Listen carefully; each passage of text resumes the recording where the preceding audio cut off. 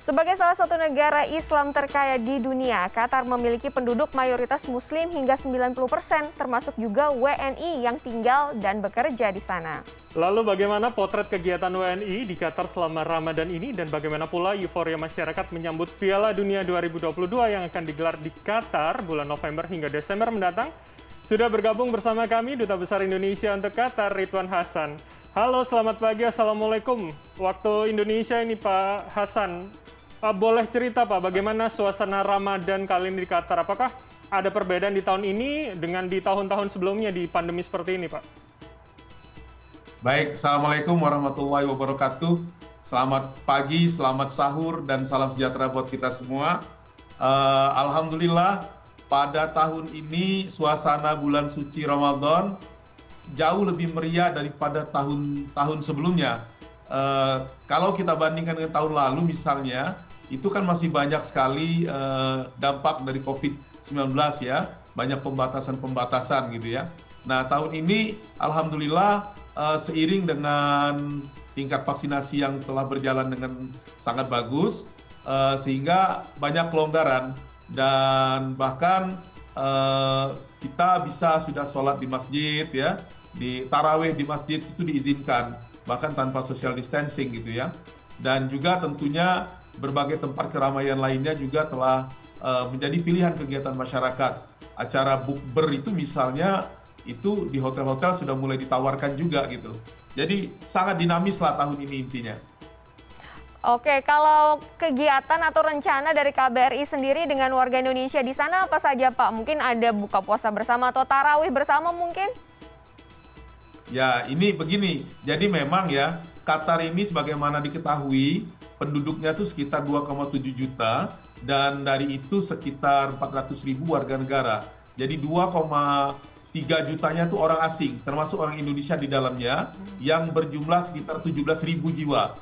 Dan mereka tersebar di berbagai kota, di Doha, di Al-Khor, di Duhan, Mes Said, ya, dan Wakra.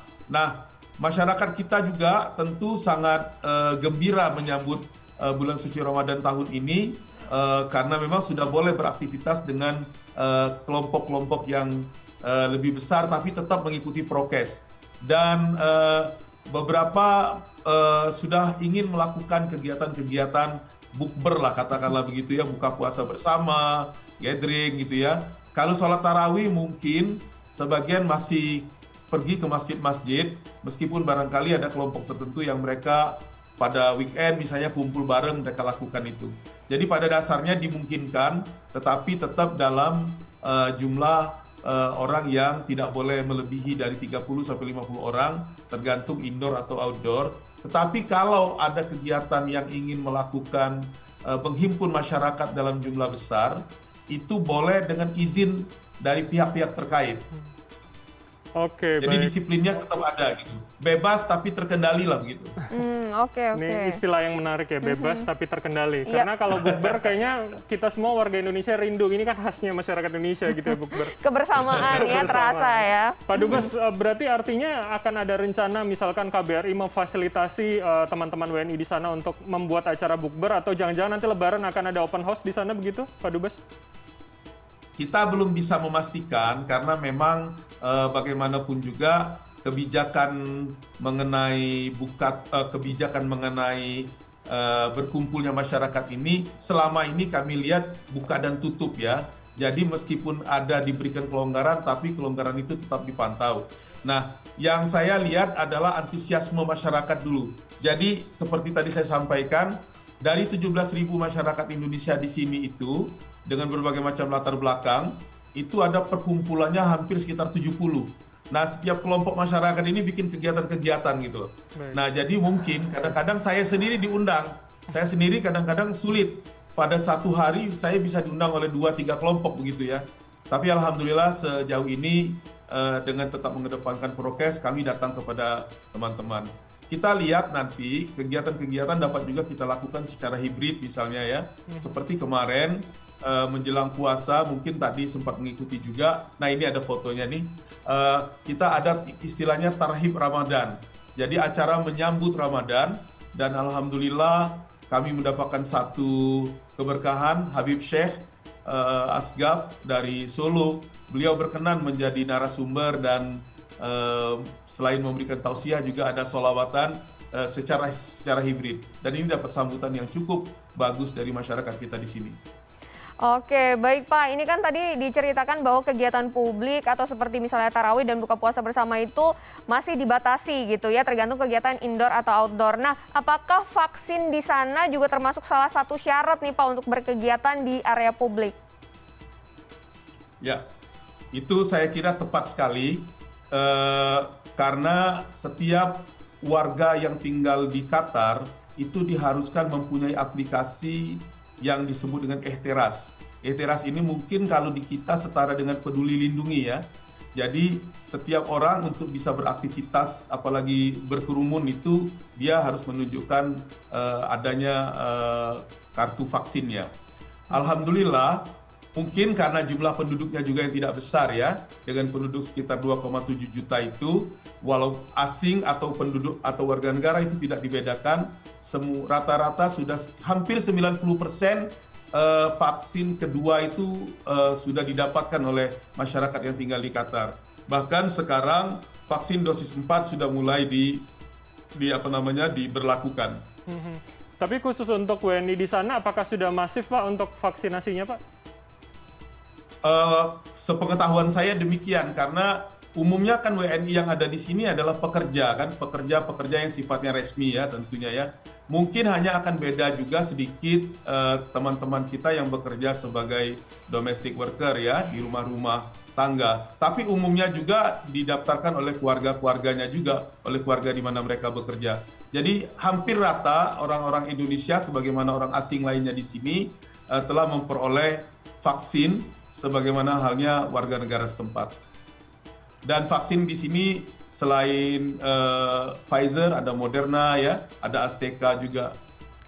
Oke, nah kita beralih ke jelang Piala Dunia nih Pak. Ini seperti apa kontribusi dari KBRI menyambut event ini yang akan diadakan di Qatar akhir tahun ini Pak? Ya, luar biasa sekali ya. Piala Dunia ini satu hal yang terpromosikan sangat baik. Kita lihat popularitas Piala Dunia di Qatar barangkali mungkin yang terbaik dibandingkan dengan piala-piala dunia sebelumnya karena antusiasme masyarakat bukan cuma yang tinggal di Qatar tapi di seluruh dunia.